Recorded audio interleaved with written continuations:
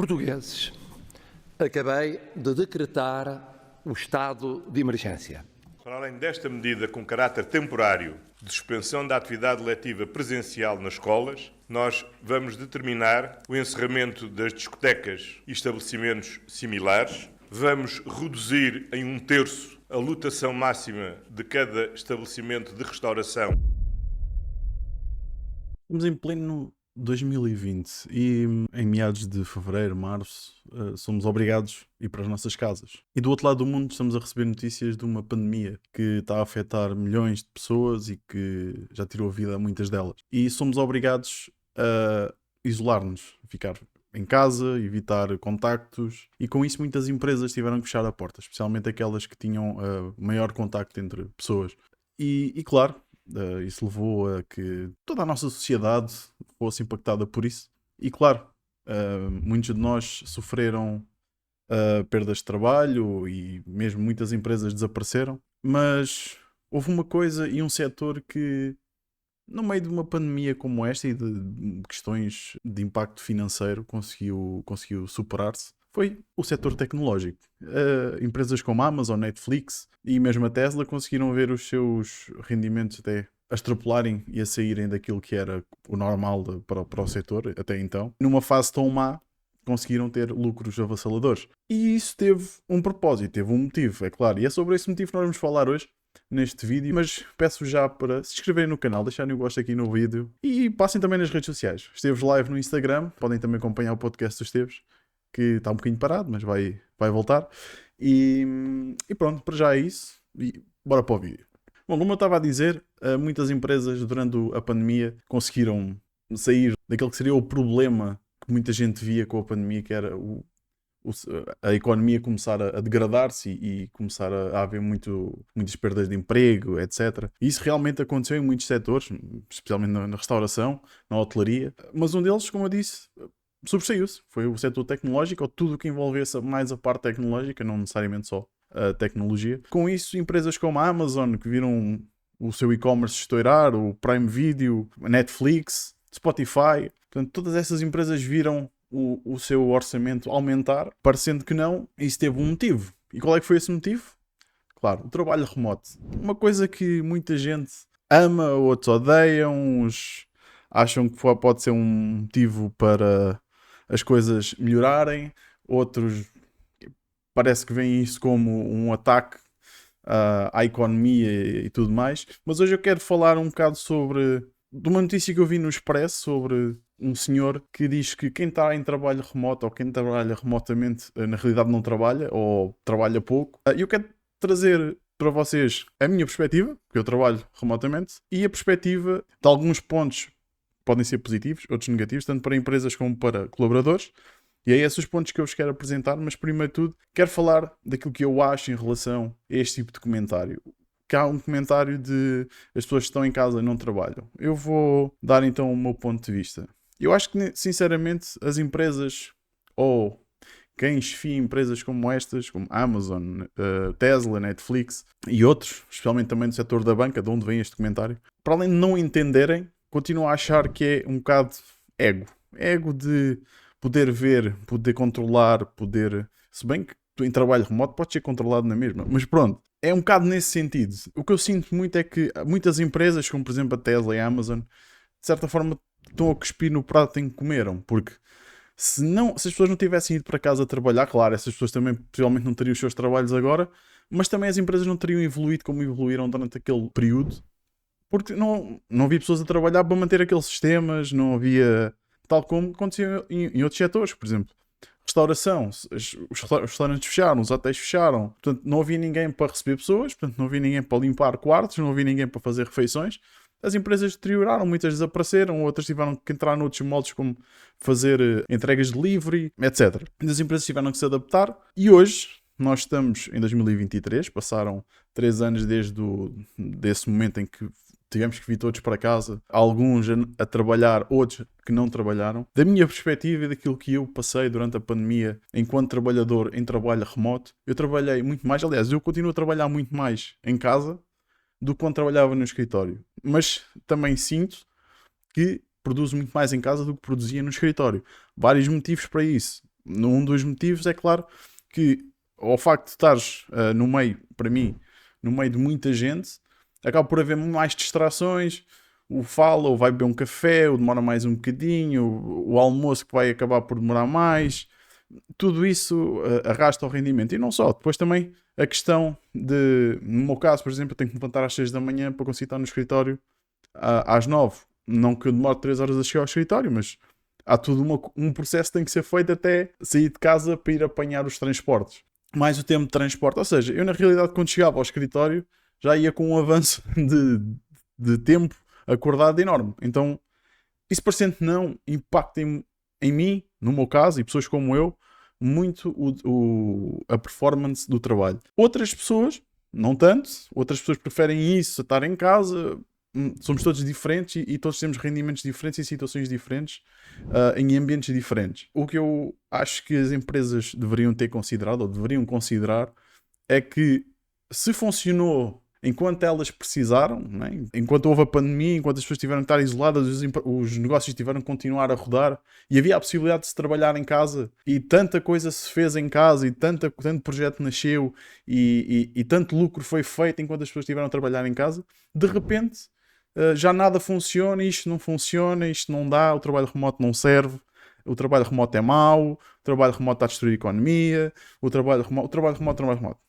Ponto número 1, o trabalho remoto não é uma coisa de ontem. O trabalho remoto já existe há muito tempo. Há muitas pessoas que trabalham em casa e há muitas pessoas que trabalham do seu país para outros países há imenso tempo, muito, muito antes da pandemia. Em Portugal, se calhar foi uma coisa mais recente que tivemos que abraçar numa velocidade quase de luz.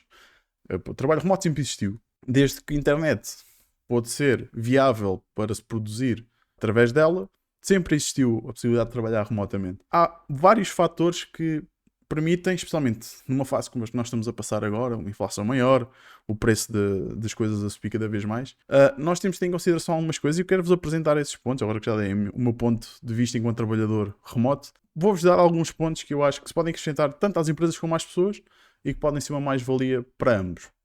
Um dos pontos é que com a inflação a subir, e agora, por exemplo, também com o aumento do salário mínimo, muito provavelmente vários produtos e serviços vão também aumentar. Mas a inflação não faz só aumentar os preços, também faz diminuir, ou aliás, com o aumento dos preços faz diminuir o poder de compra das pessoas. E isso faz com que as empresas comecem a ter menos compras e menos dinheiro a entrar. Portanto, isto é um efeito dominó. Uma coisa puxa a outra e acabamos todos por estar nesta situação. Num ponto de vista de despesas, quando uma empresa tem um cash flow menor, é normal que se comecem a tentar cortar algumas coisas.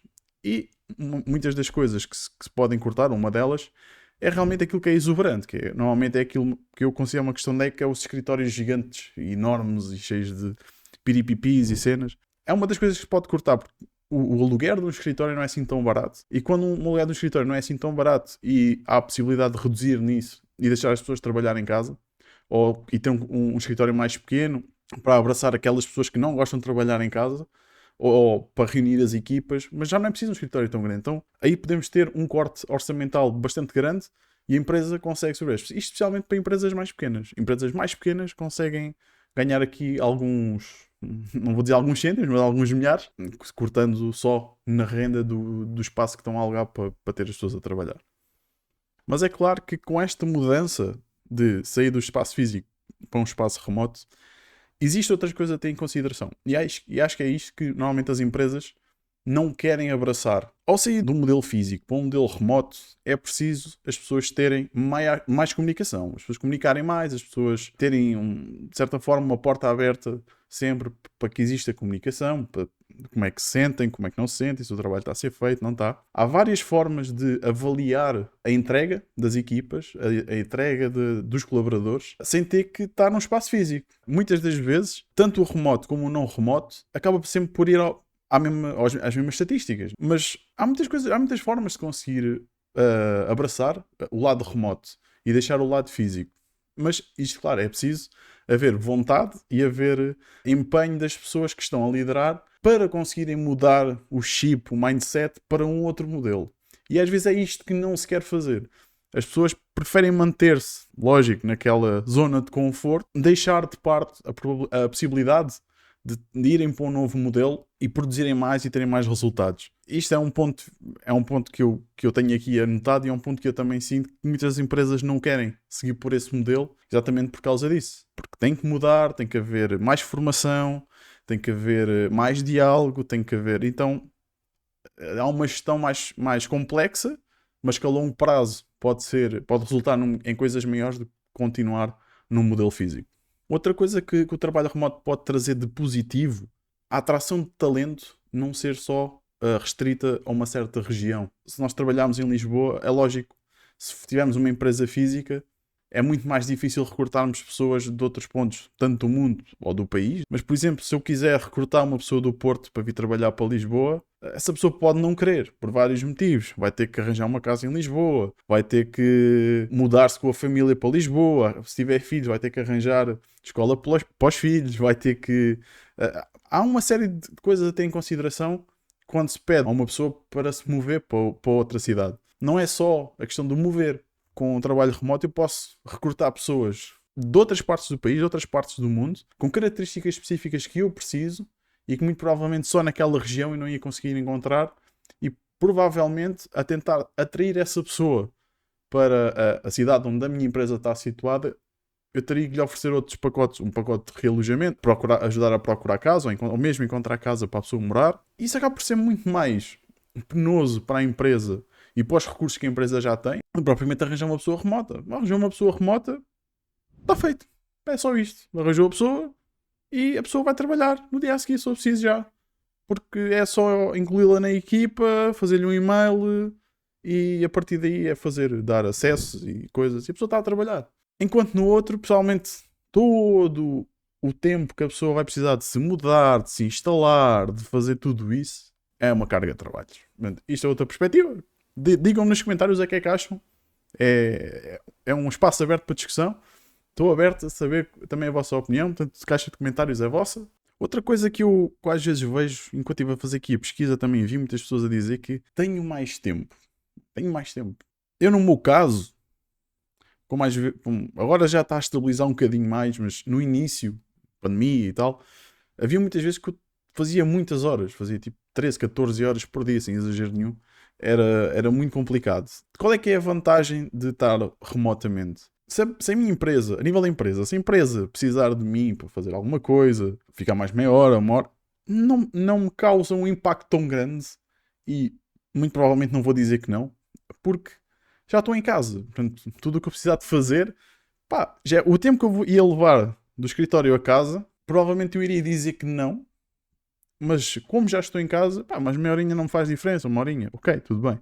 Quando nós estamos em escritório, num espaço físico, sair do trabalho às 7 ou sair do trabalho às 8 já implica muitas outras coisas, porque implica transportes, implica, se tivermos filhos, temos que gerir a situação dos filhos com o parceiro. Não é tão fácil gerir as coisas. Enquanto, por exemplo, estou a trabalhar remotamente, e muitas pessoas que eu conheço acabam por fazer isso, trabalham remotamente, e que os filhos estão na escola ali à frente, saem meia horinha, 10 minutos, 15 minutos, meia hora, vão buscar o filho à escola, voltam e continuam a trabalhar. Precisam de ir a uma consulta, vão à consulta, ao fim de uma hora estão ali. Enquanto, se nós estivermos no escritório, aquele pedaço de tempo, se tiver uma consulta às 10, aquele pedaço de tempo das 9 às 10 eu já não vou trabalhar, mas se estiver em casa, se calhar já consigo trabalhar, porque já posso sair mais cedo, ou posso começar mais cedo a trabalhar para sair, para ir à consulta e voltar, continuo a trabalhar. Ou compensa ao final do dia porque já não me faz moça, porque já não tenho transporte a apanhar. Portanto, é tudo uma gestão. Por isso é que eu continuo a dizer que acho que as empresas e os trabalhadores acabariam por ganhar muito mais se puderem utilizar este modelo. Alguns podem não querer, está tudo ok. Falo dos trabalhadores, está tudo ok. Mas poderem ter esta possibilidade de, olha, eu hoje como tenho uma consulta, trabalho em casa, temos esse modelo, podemos utilizar esse modelo. Se quiserem ir ao escritório podem ir, se não quiserem ir não vão. É muito mais fácil de gerir as coisas, até no meu ver, do que de outra forma. Outra coisa que eu vi a falar muito pós-pandemia foi também de que o trabalho remoto estava a destruir as economias locais. É verdade que muitas empresas, com o facto das pessoas se afastarem mais dos escritórios, acabaram por ter algum impacto monetário no final de cada ano, Porque é normal, as pessoas deixaram de ir para os escritórios, deixaram de consumir nos restaurantes e nos cafés perto dos escritórios, nas lojas que estavam perto daquelas zonas mais business. É normal, há menos pessoas a circular nessas zonas, é normal que haja menos consumo nessas zonas. Mas outra coisa que eu notei de muitas pessoas que eu falei aqui na minha zona, que têm cafés e restaurantes, é que desde que, especialmente na altura da pandemia, em que depois as pessoas puderam começar a circular, mas trabalhavam em casa na mesma, tiveram um acréscimo. Ou seja, mais deslocadas das grandes cidades, muitos restaurantes, muitos cafés começaram a ter um aumento de dinheiro a entrar, porque as pessoas que trabalhavam nesses escritórios, por exemplo, em Lisboa, começaram a trabalhar em casa e começaram a consumir nesses locais, em pequenas empresas, em cafés do bairro, restaurantes do bairro, etc.